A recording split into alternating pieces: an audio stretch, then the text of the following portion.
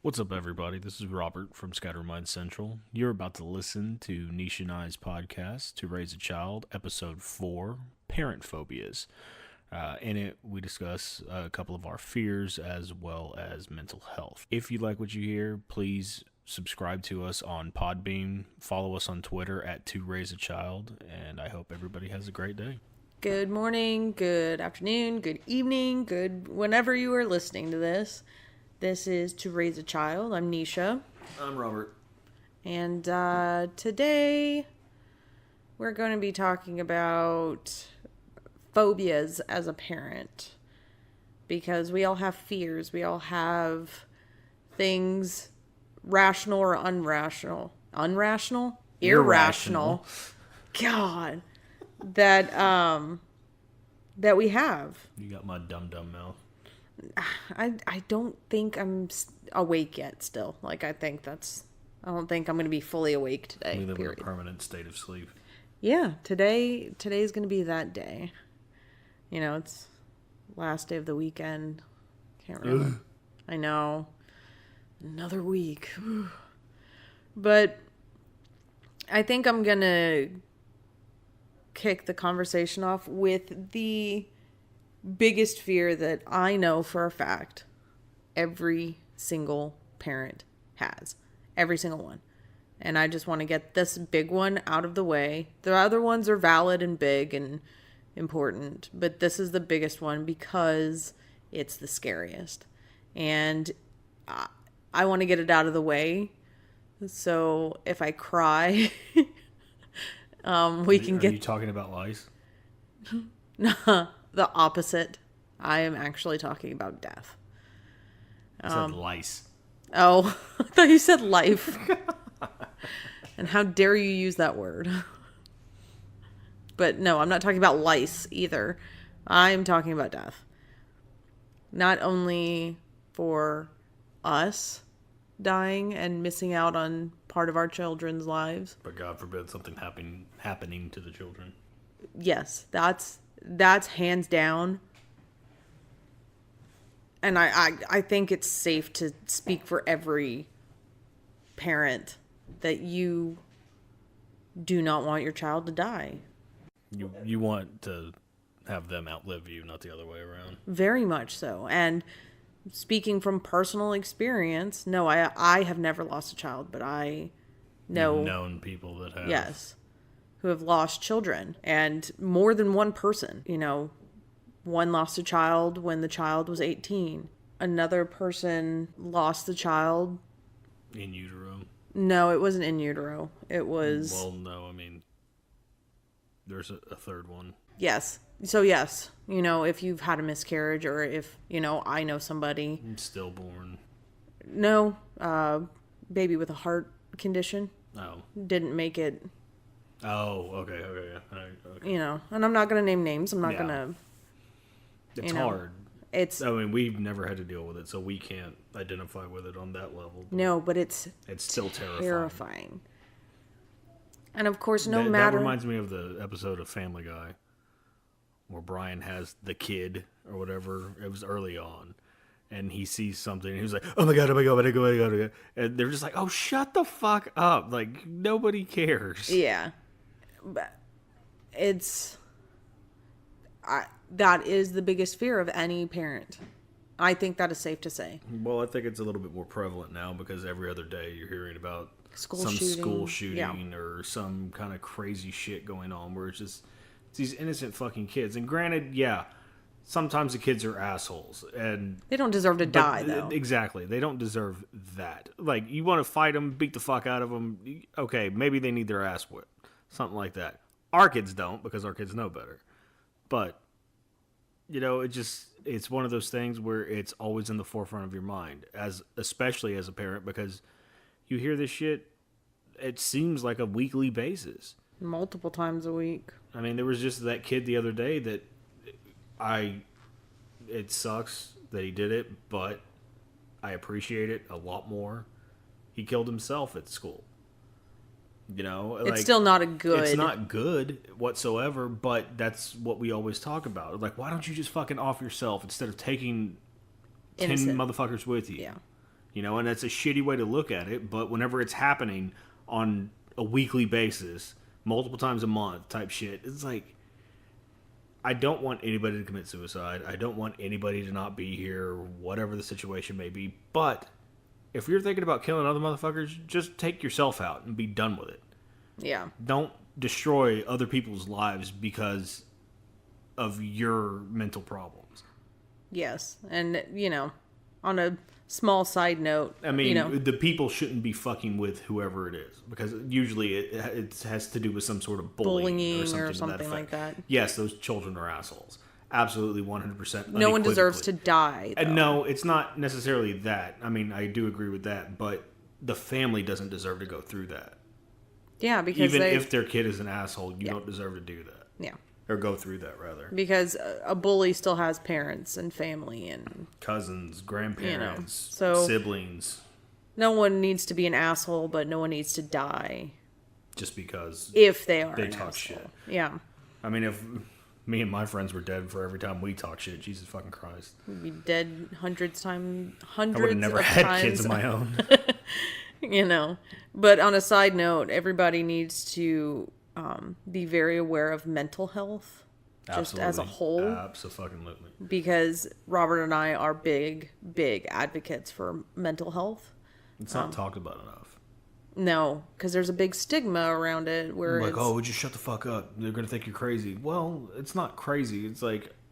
feelings. They're feelings. I'm bipolar. Well, I think I've got it under control now. I'm not as bipolar as I once was. I don't have that hard flip anymore. And it's not medication or anything like that. It's just years of processing it. Coping mechanisms. Not coping mechanisms, because that sounds like a negative connotation where you're using something else to take your attention away from it.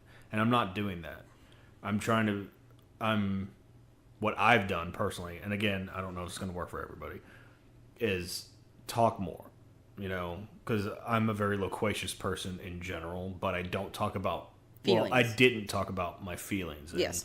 The things that would upset me or whatever, I would just bury deep down. And it used to be I'd get drunk and then they'd all come out at once and I'd lash out at anybody that was around me. Yes. And that was not the best approach. It wasn't a good approach at all. I've destroyed a lot of relationships because of that. I almost destroyed ours on a couple of occasions because of that. The only person I can think of that I hadn't told to fuck off whenever I was drunk is Bubba. Because I even told Crystal to fuck off at one point, and then I realized it wasn't who I thought it was. And then I apologized to her. That was the night I was puking and she was babysitting. I remember. Because she said that she didn't smoke. Yeah. Like, I don't smoke. I was like, oh. Wrong person. Sorry. But fuck. Or whatever it was. Whatever it was. But there is something that needs to be said about mental health, though. Yes. Just small side note, mental health is a very important thing. And something that needs to be talked about to somebody. Yes. Do anybody. not hold it in. Do not push it deep down. That is all. Yes. So mental health. The more you know. We need the star with the rainbow trail. Shimmer sound. Yes. But back to the big fear. Granted, never had a miscarriage. I've never lost a child. I got pregnant one time. I had one baby, Batting 1,000 right now. Yeah. Actually, you'd be batting over 1,000 because you have 4 kids and only got pregnant the one time. Woo. I'm magic like that. But, and of course that you can't live your life in that constant fear of waking up every morning and like, is today going to be the day? What's going to happen today? Obviously, that's not a way you want to live your life. That would be torturous. But that is something that is in the back of every parent's mind. Period. I don't care who you are. And if you say that you don't think about that, you ain't doing it right. You're not, because especially when your kids get old enough to go to school, not necessarily because there's a big school shooting epidemic thing that's going on, but just, if your kids have to walk to school, You got to worry about fucking creeps snatching them or You have exposing themselves to them or what the fuck ever. And that's, this is something that we deal with. We have to, our kids really don't go to friends' houses because we have trust issues because of our Well, past. it's not really that too. They are the type, they're like us. They want to be They'd home. rather have people come over. over here than 100%. other. But, but that's also why we haven't really pushed them on, why don't you go to sleepovers and why don't you do this? Because we have trust issues, and you have to worry about what's going to happen at somebody else's house. Or if they're, Chris is old enough where he went on his first date not too long ago. Ugh.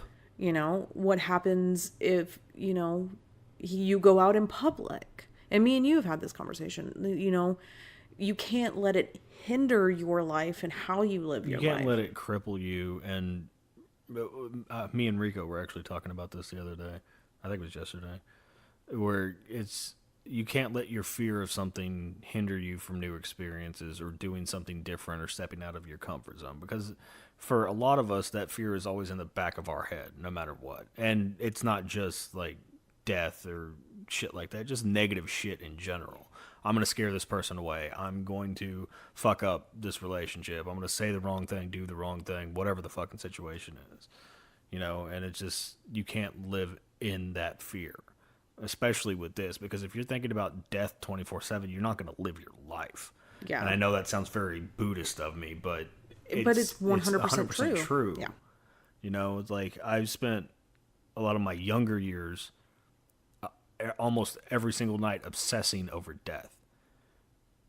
And not in the aspect that I was like super emo, like, oh, I want to die and all that dumb shit. It wasn't that. It was scared. It was scared. Like I remember having panic attacks thinking that like about my grandma dying and shit like that. And like I always contemplated mortality at a way younger age than I should have. Yeah, I did as well. I would cry at night. It's fucked up, and the death is one thing that we all fear because we never you don't know when it's going to happen. No. Nobody knows when their time's going to be. You could up. Walk across the street and get hit by a bus. That's why I don't go outside. We stay inside. But the other thing is, it's the fear of the unknown. You don't know what's on the other side. You don't know if ghosts are really real, or even if you've had experiences, you can't chalk it up to that's definitely what it was. And not just a surge of chemicals in your brain that made you hallucinate in your last moments. Or a lack of sleep, or whatever the fucking situation may be. You don't know. And whenever people end up brain dead and they say, well, I saw God, how do you know that was God? How do you know that wasn't your mind trying to comfort you before you were going to die? Yeah. And I'm not taking anything away from that. People have had these experiences that change their lives, and that's all well and good as long as it changed them for the better. Yes. But I don't know what that is. And I think I have a pretty good beat on everything. Like, I understand things on this weird fucking level. But that one thing, well, it's not death, just that what one happens thing, after but death. it's just, there's no definitive answer. And there can be no definitive answer because nobody goes and then comes back like that. Yes. They have near-death experiences and shit like that, but it's exactly that. It's a near-death experience. It's not a death experience. It's not a death experience. You're not dead for a week or two and then come back. That's not how it works. You're dead for, I think, the biggest case was like maybe 2 hours or something like that, like clinically dead. Something like that. Their brain was still active. Yeah, you can still come back. And they came back from something like that. But that, again, is a near-death experience. It's not a death experience. Yeah. And it's just one of those things that that's always been the greatest mystery and also the most terrifying thing to think about. Like, it's fascinating to me, but it's fascinating in a morbid way and in a, nobody really knows. Yeah. It's just the unknown. And when you're a parent, that is exponentially higher because, we have 4 children, so we worry about it that much more because it's not just one child we worry about, it's 4.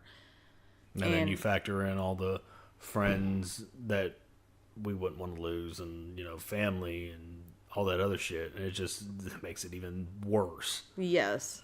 But hands down, every parent, period, every parent worries about that, especially especially, I mean, it never goes away, obviously, but especially when they're babies. Like, one of my biggest fears when Logan Was that was, Sid shit? well, yeah, was SIDS. Like, you can put your baby down for a nap, and then that's they it. just not wake up. That's it. And there's no rhyme or reason. There's no... there's nothing. You get nothing. There's no explanation. It's just, oh yeah, that happens sometimes. And then, we researched it, and then we found out that it could randomly happen up until they were, 7 or 8? Something like that. And it's like... That's terrifying. It is fucking terrifying. And that's why I think we still check on them every night. And I know a lot of people say, well, that's rookie, blah, blah, blah, blah. No, we make sure that our kids are breathing before we go to sleep. Well, it's not just that. I make sure they're asleep so I can go to sleep too. But it is, like, I do check. They're breathing, they're sleeping, they're fine. And then it puts me at ease so I can take my ass to bed. Or you, depending on which one of us is the one to get up and check on them. And along with that, the lesser part of that is, if they get sick. Like, we have Kaylee, who's a type 1 diabetic. And that was a very scary experience. And that's one of the lesser, quote unquote. Yeah. That's one of the... It's still something to deal with. It's still something to deal with. It could have been a lot worse, put it that way. It's not a cancer diagnosis or something like that. She can live with her diabetes. Yeah. And we have had to make changes and, make sure that things are more scheduled and stuff like that. And we can, it's more manageable. But when she was initially diagnosed, you see your child every day. We didn't realize that she had lost, the amount of weight that she had. We noticed changes, her falling asleep and, and it was towards the end of the school year. So obviously it wasn't affecting her school work or anything like that. But, there was changes. And then once you realize, oh, shit, there's something actually wrong. And it could have gone a lot worse. Yeah. She could have went into a diabetic coma because she was in such, like, her blood sugar was so high that she could have went into... ketosis. Yeah, a diabetic ketoacidosis. And she had to stay in the hospital for 3 days or 2 nights or something like that. She did feel really special that entire time. I mean, yeah, she was okay. She felt like a princess. Yeah, everybody was catering to her and, the nurses. All the nurses loved her. Yes, but that's still a very scary thing. And illness, granted, it's not a death sentence. No. But when it comes to illnesses... But it's something she has to deal with for the rest of her life. That's not going to go away. It's not like a type 2 diabetic where if you change your eating patterns and all that stuff, it can go away. You still have it in the back of your mind because it can come back, but it's not the same thing as growing up with it and having to have it your entire life. Yes. When you're a type 2 diabetic, your pancreas didn't just fucking take off. They're like, no, I quit. I'm going to go on break now, and then they get fired on break. Yes. It's... Think of how you get fired on your day off. Quit. It just quit. And it's just... It's a big change, and it's something difficult that we have to deal with as a family. But... Because it has changed everybody. It didn't just change her. I mean, it's made... Chris more cognizant of it. It's made Noe a little bit more cognizant of it. And our eating patterns have changed a little bit because they do get measured out the same way just because it makes it fair and even for everybody. Yeah. But, I mean, it's just one of those things that we had to deal with. I mean, we didn't get lucky that she got diabetes, but it could have been... It could have been something else. A lot worse. It could have been something that is not treatable. Yeah. And there are people that have to worry about shit like that. And that, again, terrifies me. Yeah, because serious illnesses, can come at any time. Mm-hmm. It's not just, oh, well, once they hit the age of 10, they're golden. No, you can still get, I mean, hell, you've seen me. If they get a fever for too long, I'm freaking out. Yeah. Because I always think that, well, what happens? Their body's fighting off an infection. That's what it's doing. It's doing what it's supposed to do. Yeah, but you know me, I still get paranoid of them just getting a regular, like, fever and a cold. That's just the mama bear coming out. It's just like everything is and that's why it's good to have somebody as calm and level-headed as I am, although it's also a pain in the ass, I'm sure, because you probably feel at times that I don't react with a certain sense of urgency. Like, what was it, last weekend? Whenever the fucking Logan pulled the dresser on himself because he was climbing on the motherfucker. It was just his legs for anyone who's... Yeah, he wasn't hurt or anything. He got bruises on his legs, but that was it. That was it. It's a small... I didn't jump up because it was just one of those things. Well, one, I'm the furthest person away from it, so I can't fucking do anything. Two, I'm going to get in your way if I try to get in front of you, and you're going to fucking hit me and move me out of the way regardless. And three, somebody needs to stay calm because I know that you're going to freak out in that situation. And I did. And it's exactly what you did. I had to tell you to physically pull him away from you and say, let him go. I need to check him out. So you would let go. You know? This is all true. And that's not a bad thing for you. It's not a bad thing for me. It's just one of those things where we kind of counterbalance each other in that situation. Like, if you panic, I have to be calm. If I panic, you have to be calm because there has to be that balance. Because if we're both freaking the fuck out, nothing's going to get accomplished. And it's just it could make the situation worse. So and that's what I liked Ralphie's stand-up. It's like, I'm telling you to do something. You hear the urgency in my voice. Do it. Yes. Don't ask questions. It's like, this is what needs to get done right now. And we have both done that to each other. We're just like, no, pay attention. Okay, stop freaking the fuck out. Calm down. Listen. Yes. And then you get whatever you need to get done. Yeah. You know? And, along with, the illnesses or, injuries and, luckily, the injuries in this house haven't been too severe. They've been to a minimum, thankfully. Yes. I'm knocking on everything. Just... Maybe I shouldn't have done that last one. That was... Yeah, that was pretty dumb. Kind of loud in my ears. But, it's all very scary. You don't want them to break a bone. You don't want them to... Put their elbow through a fucking window. Pull a dresser on themselves. But I'm glad Chris isn't as accident prone as he once was. Because every time he fell, he would hit his fucking face. Every single time. And he's also the one that put his elbow through a goddamn window. And Logan likes to bruise his legs. He hits his legs a lot. Yeah, I've noticed that too. The poor baby's legs. They're riddled with bruises and... But, luckily... They're also boys. Yes, this is and true. And they're rough and tumble and they like throwing each other around, throwing themselves around like... Yeah, because the girls... Idiots. I mean, outside of Kaylee's diabetes, they haven't really injured themselves. Thankfully. Yes.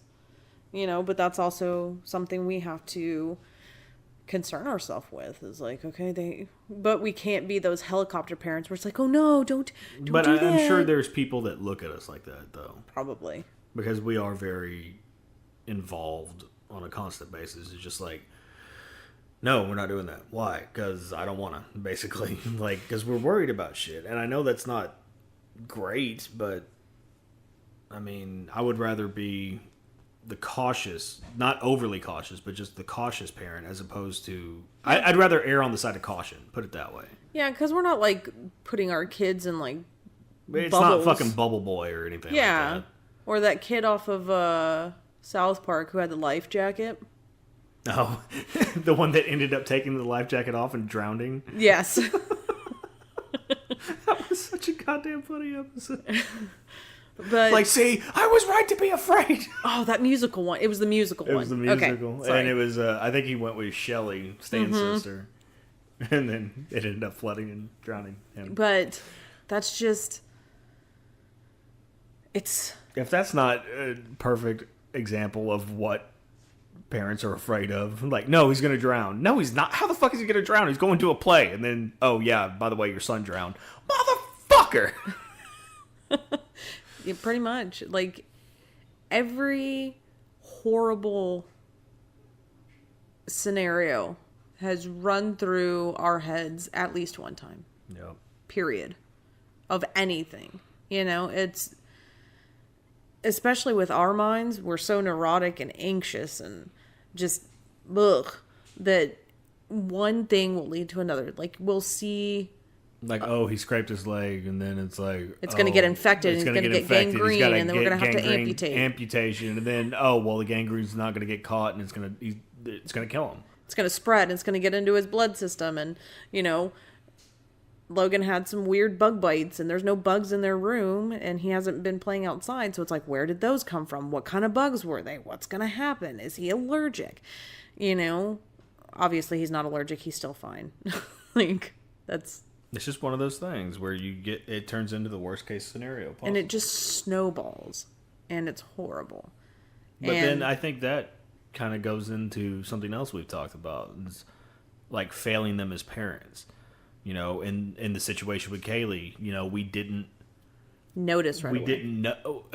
We thought it was like, okay, she's at that age where she's going to be stretching, she's going to be growing, and we didn't think about it. We see her every single day, so we don't notice it as much. I mean, looking back at pictures, like, oh yeah, she lost weight. It's painfully obvious, but in the moment, we didn't see it, and we both felt like shit about it after the fact. Horribly. You know, and the same thing with Logan. You know, it's just...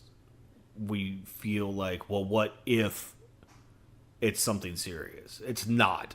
Obviously, it's not. Yeah. But there's always that nagging thing in the back of your mind where you're like, fuck, am I screwing them up? Am I going to be the reason something bad happens to them? Yeah. You know, and that, to me, is almost more terrifying than... what actually happens. Yeah. It's just like, because you're constantly worried about it and constantly thinking about it. Like, fuck, I'm gonna fuck them up. I'm going to break them, you know? And as a parent, outside of the death thing, I don't know what's more terrifying than that. You being the reason. The reason that they're fucked up. Yeah. You know? And I'm not blaming our parents for the way we are, necessarily. It didn't help by any stretch of the imagination. No. But it's one of those things where, like, I know... what it's like to have, in my situation, I know what it's like to have mommy issues. You know, to always look for acceptance and blah, blah, blah, whatever the fuck. And then I look at our kids and like, well, they don't have that. They don't have that now. But is there something that is going to happen at some point to create that? Yeah. Am I going to push them away to where they're like, oh, well, I can't talk to dad, so I got to pine for mom or something. I like just dumb shit like that. I don't know what's going to happen. And then there's a whole other cocktail of emotions to being a step-parent. I absolutely believe that. You know, and I'm not going to get like too much into that and whatever, but it's even more because biologically children are not yours. Now, what's going to happen down the line if something happens and they realize that, oh, wait, you're not really my parent. I mean... But see, it usually goes the opposite direction. It's not, oh, you're not my parent. It probably will be said at some point. I will give you that. But overall, they're going to have that later realization where it's just like, that motherfucker took care of me and they didn't have to. You know, because that's the realization I had with my grandparents. It's like, I didn't appreciate it. And I said heinous fucking things to grandma whenever I was younger. Which makes me feel even worse because she is the sweetest, nicest person I have ever met in my entire life. And if anybody was truly Christ-like, it's that woman. Even you, who is an atheist, would say that it's grandma. Oh, yes. You know, because she actually cares about everybody. She tries to be there for everybody and make everybody laugh. That's where I got it from, and it probably annoys the piss out of everybody. But I realized as I got older that she was taking care of me. She dropped literally everything to make sure that I was taken care of. Yeah. On a regular basis. You know, and the appreciation comes later. You just got to deal with all the bullshit to get there. And I know for you and I have had that conversation many times where you're just like, they're going to fucking hate me at some point. That may be true. I hope it doesn't happen. And I think that we collectively, the four of us, have raised them better than that. I hope so. Because they still know not to talk back like some of the kids in their grade do. Like, fuck you, Mom. I wanted the whatever Jordans, not these Jordans type shit. Like, our kids aren't like that. Our kids aren't materialistic. You know, like, yes, they want shit. They're kids. They get excited about Christmas because they get fucking presents. That's the way children children. are. But they should be. They should Yes. look forward to shit like that because it is a treat. It is something special to them. Yes. But they also have the inverse of that, where it comes to Christmas time and they're like, "Oh, are we going to donate toys this year? Are we going to donate clothes?" Da da da da. Yes. They think about shit like that, And that's, you know, and that's why I feel like we're not fucking them up, because it's like it's that vindication. It's like, okay, we're doing something right. That's the response they're supposed to have. yes. And, you know, with how they've been doing academically, you know, Oh God, I'm so proud. you of know, that. we have Chris, who was inducted into the National Junior Honor Society. Kaylee is These are the humble brags, by the way. Yeah, totally. Humble. We are proud parents. We are very proud parents, you know, and we had Kaylee, who got accepted into a gifted and talented program. You know, Noe reads 2 grades higher than herself. You know, Logan is He's in pre-K, but He's he is moving along so fast. exponentially, like, And that's even what the teacher extremely said. fast. You know, Got to work on his writing, though. yeah, we have to work on his writing, but he just turned 5. You know, it's not like he's fucking 8. Shakespeare right now. Shakespeare. You couldn't have come more contemporary with that. No. Okay, Stephen King. Joe Hill. Same family. There. Happy? Yes. You know? But, so that kind of makes you feel like you're not failing them. But at the same time, like, later on, you don't know emotionally, and I don't think there are any signs of, like, being a sociopath, because that's a fear of mine. Every kid experiences or exhibits certain signs of that occasionally. Because Chris and Kaylee are very antisocial at times. Kaylee especially. She likes to be by herself and do her own fucking thing, but that's because she's Miss Independent. Yes. You know, but that could be construed as antisocial behavior. For more of the sociopath side of it. Well, it depends. Because, I 'Cause mean, the antisocial behavior could go sociopath or psychopath, depending on... Because that's always been a situation. fear of mine. Like, even before I had children, it was just like, what if I raise a fucking serial killer? What, you know, because you always... Well, see, that would be more... Well, I mean, the murdering can be either or, but the sociopath is more antisocial with the lack of a conscience. Those are the people you would look at and be like, there's something fucking wrong with that person. You know what I mean? Yeah, they don't feel bad. Whereas, they don't cry. Well, they no, don't- that's not necessarily true. They can do that. But it's like psychopath is, to me, the worst of the two. Because they like empathy. But they know how to feign it. And that's the scarier one. Because there was a time where it seemed like that's kind of how Kaylee was going. But I think it was just that she didn't fully understand it at the age she was. Because this was a couple of years ago. Like, she didn't realize what she had done. Like, Yeah, she didn't that understand kind the of gravity thing. of it. To where, like, now it probably wouldn't be the same reaction. Because but she that is- was the first thought that went through my head. It's like, fuck, she's going to be a psychopath. Yeah, but, like, now she just wants to love on everyone. Oh, no, yeah. Like, Absolutely. She's the sweetest, most loving person now. maybe... But like, it seemed at a time more that she smothering. was... Yeah. She was mimicking the emotions. And me, personally, I went through that same fucking thing. Like, I thought that I was fucked because I didn't know if I was having emotional reactions to things or if I knew I was supposed to be having emotional reactions to things. And that's why I was acting the way that I was. And that was not as a kid. That was as an adult that I was not sure. You know? Yeah. And it just, that's But that really also fucking goes to terrifying. our mental stuff. Like, our That mental... goes back to the mental shit. Yeah. Again, mental health is important. It should be able to be talked about. Period. End of story. Anyway. But yeah, that's like... And that could be a totally irrational fear. Like... Yeah, there's not a lot of serial killers around. I mean, people murder, yes. Actually, but you've probably walked past they're at just least not caught. 2 serial killers in your life that you never realized. That oogs me out. I saw that on some fucking random... It was one of those random factoid criminal things. Yeah, and I but- was just like, oh, that's fucking terrifying. Motherfucker. What's even worse is if thank you for not choosing they me. walked past you and they were like, No. No. Like, I'm totally okay. I don't know if that makes me better or worse of a person, but I'll take it. Either way I can get it. I do not care why you did not pick me. Thank you for not picking me. I didn't want to die today. But, that's extremely, like, that's a legit fear I have. It's like, what if I end up on the news one day and... But she seems so normal. Yes. He seems so normal. He was just a regular kid. I would have never thought that they would be capable of such heinous acts. If you think your kid's not capable of that, you don't pay the fuck attention because they exhibit signs. Like, If Chris was to end up on the news and they said he assaulted one of his fucking schoolmates, I'm not going to go the murder route. It would not surprise me. No.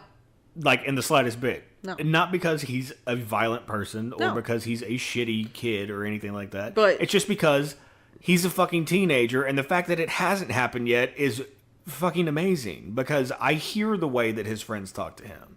And he's talked about it to us and stuff like that. And I don't understand how he hasn't just bitch slapped somebody. The funny thing is that I see Kaylee assaulting somebody before any of the other kids. No, she'd be one of those ones to be really calculated about it. She'd get him back, but it'd be like really just where you have to reevaluate your life kind of thing. And just like, oh, god damn, baby, really? Why'd you have to do that? Okay, Logan has gotten in trouble for hitting. Well, Chris, whenever he was little, he got in trouble. He fucking stabbed Maddie in the hand with a pencil. Didn't he get in trouble? He also for that cracked at some school? kid in the head with a fucking rock whenever he was in kindergarten. I think it was kindergarten. Something like that. Mandy will correct me.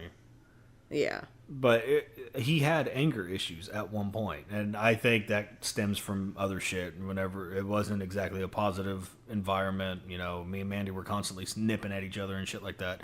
I think that had something to do with it. Maybe, probably. Because it was just that negative energy, and the kids vibe on that, and they think that that's how you're supposed to communicate with people, and blah, blah, blah, whatever the fuck. He's not like that anymore. None of them are like that anymore. The whole nature versus nurture thing. Basically. Like, you're around chaos and violence, and that's what you beget. And I think that's probably a microcosm of the problem in society today, but that's neither here nor there. That's a whole other That's a therapy whole session. nother fucking can of biscuits. But I want biscuits. Anyway. Sorry. I forgot what my point was now, because you said biscuits, and I started thinking about biscuits. But yeah, it's just a scary thought of you fucking up your kids that bad that something clicks. And not saying that, there's a bunch of statistics that go into people who are sociopaths and psychopaths and become serial killers, and there's a whole other slew of there's a bunch of different factors and things that go into it. and a lot of times it's medication too, which Yeah. terrifies me about medication. or lack of medication. Most of the times that it's those school shootings and shit like that, they're usually chemically imbalanced and they're on something. Okay, fair. And like the fucking Colorado movie shooter, what the Joker fuck. Whatever he was. I can't remember. The piece you of know which shit. one I'm talking about, the redhead with the crazy Yes. fucking face. He was on meds. And it's just... See, those meds are supposed to be helping, and they're not. And that is why I personally refuse to take any kind of pharmaceutical medication. Okay, again, I'm not saying that mental it can't health. help people. I'm Yes. saying for me personally, I'm not doing it. Because I feel that as a person, you should be able to, one, have a support system that you can talk to. Two, you need to be able to process all the shit yourself and be able to get past all of it. Well, not past all of it, but be able to be a productive member of society and not constantly be a drag or be just negative all the time. You should be able to be functional and happy, even though you got all this shit going on in the back of your head. Because my brain is typically firing twice as fast as everybody else's. I feel like the Flash in a world full of slow-ass fucking people. Me and you kind of We're the same in that aspect. agree and disagree on that, just because I think that some people... medication Some people probably do. I'm just saying, personally, I think that everybody has the ability to do it themselves. And I think... it just takes a lot of work. It goes with the Christianity thing. I'm not Christian. I would probably consider myself agnostic. I believe that there might be something, blah, blah, blah, whatever the fuck. That's neither here nor there at this particular moment. But my biggest problem with Christianity is it takes accountability away. Like you ask for intercession for everything. If you're struggling with an addiction, you pray to God, and as a Catholic, you ask for intercession from the saints and angels. Instead of taking that personal accountability and saying, you know what, I need to stop fucking doing this. I need to figure this shit out. Yeah. It's just like you're waiting for a sign from the heavens, and it's essentially, to me, the same thing with mental health. You're not doing the work. You're doing you're putting a Band-Aid on the bigger problem, yes. I think. Okay, and where you're not trying to fix your brain, you're just trying to shut it off, essentially. Yes. And when we say that you should be able to do it yourself, we are not talking about overnight. Just, get over it. No, it is not an overnight process. It is You've been with me for how long now? 7 years. It's coming up on 7 years. Yes. It's just, you have seen how I've progressed. Yes, but it has taken years. But with that, there's also moments of regression. Yes. And I think the big help was me quitting drinking. I'm already chemically imbalanced. I don't need to be adding chemicals into this fucking Molotov cocktail. So I don't want anybody to take offense and be like, well, I take medication. If you want to take medication, that is all on you.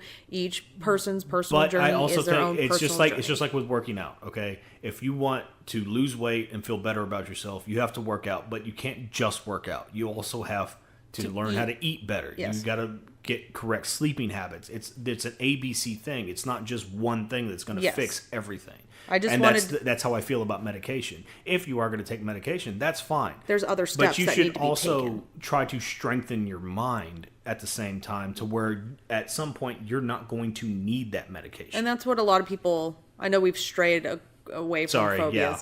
But that it's part and parcel, though, because we're worried about the kids ending up like that. Yes. We're worried about their mental state on a constant basis. Because what you're supposed to do with medication is you are supposed to take the medication and continue to seek help. Mm-hmm. You are supposed to take your medication as prescribed and go to therapy, have a support system,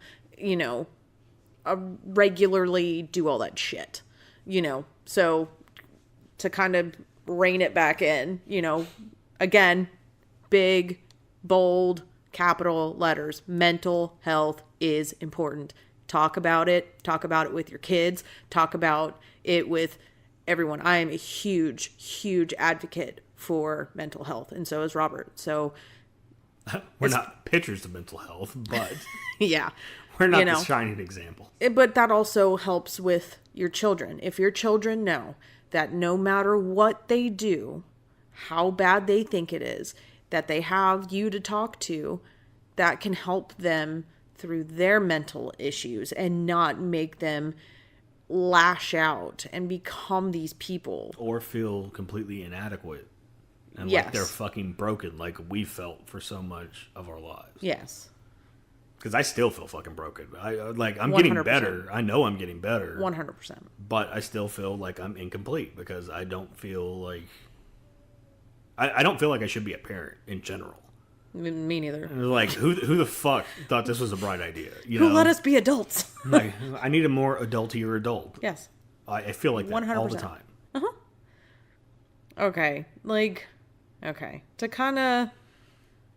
For a little bit of levity... outside of germs... Are you going to talk about the L word? The biggest fear you have? This is one of the... Hands down, outside of death and them getting sick, this is hands down the biggest fear I have for lesbians? It's the L word, and I am not talking about love. I am not talking about lesbians, and I'm not talking about lasagna. I'm talking about lice. What are you, fucking Garfield? Yes. But I love lasagna. Lasagna is so good. But I am talking about lice. And I hate Mondays. Lice is the bane of my existence. I think about it. Then you start itching. Like me saying the word lice makes my head itch. And I am sorry if I am making anyone else's head itch, but this is my eyebrow itch for some reason. Huge fear of mine. As soon like we'll get the schools will send, if there's a case of lice going around in a certain grade or whatever, they'll send home a letter. This is to notify you that there has been a case of lice in your child's class or your child's grade, and, be on the lookout and blah, blah, blah, blah, blah. That makes my stomach flip. I want to shit and vomit at the same time, because I know with 4 children, it is super hard to get rid of. Because not only like with the boys, fucking, shave their head, cut their hair, wash everything. You can do that with the girls too. No, I don't shave their head. I'm saying you could. I'm not saying we have. Hands down. If it was socially acceptable, or if it wouldn't murder my girls' insides and their little hearts to shave their heads and walk around bald, you bet your ass. They would look adorable bald, though. 100%. But if I had it my way, fucking shave it. We'll give you a fucking crew cut, buzz that shit, get rid of everything. I hate that. I'm not religious at all.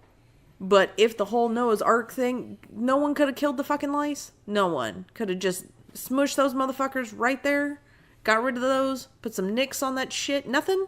And we still have to deal with this shit. It is 2018. Fucking eradicate that bullshit. Like, they're making fucking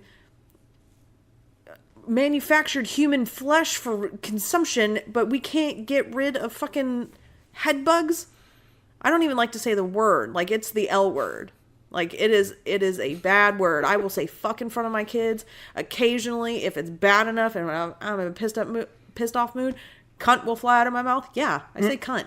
Cunt will fly out of your mouth. I will cuss in front of my kids.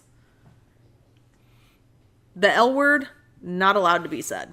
That you get so mad whenever anybody else says it either, because Gabriel will get you occasionally on purpose, and you're just like, you motherfucker!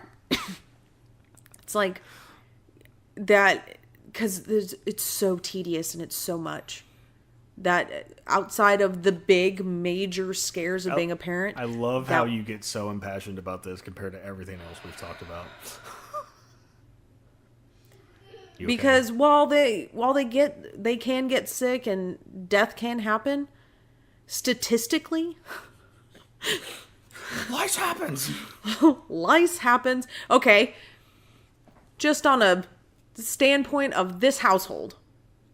This household in the past, since Logan's been, in the past 5 years, lice has happened more than illness and death.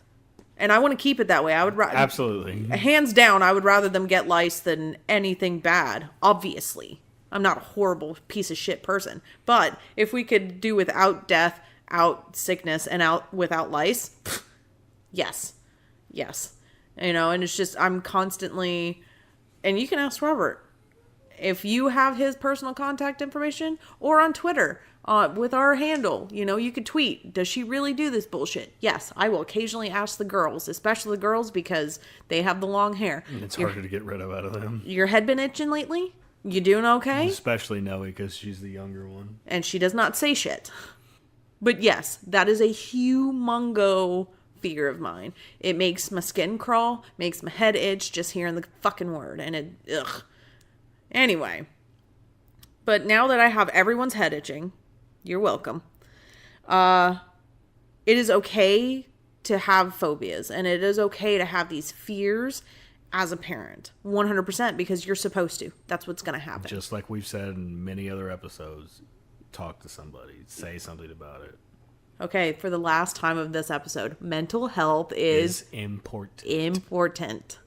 Talk to anyone you can. And if you can't, guess what? Get on social media and be like, hey, I need someone to talk to. You'd be surprised how many people will actually reach out if you do something 100%. Like you think you don't have friends? Get on social media, get on Twitter, get on But then again, you also have to worry about the assholes. Be like, oh, no, fuck you should kill yourself. Fuck them. They're pieces of shit. Anyway. But it is okay, and you are not alone in having the irrational fears. I mean, death is a very serious thing, but for the most part, it is an irrational fear to have on a daily basis. Yes. From death to the L word, because I'm not fucking saying it again. Any fear that you have is okay to have, and you are not alone in having those fears and phobias and just all around feeling about something, that is 100% okay to have. And you are not alone, period, at all. So, if you are still listening to this, thank you. Appreciate you. Follow us on Twitter at To Raise a Child, Podbean, iTunes, Spotify, YouTube. Wherever you get your podcast from. Wherever you listen to us. And please, for the love of everything that is not the L word. Because fuck those motherfuckers. Fuck those motherfuckers. Like, subscribe, share. We want to help as many people as we can. So put us out there. Again, thank you guys for listening, and don't get the L word.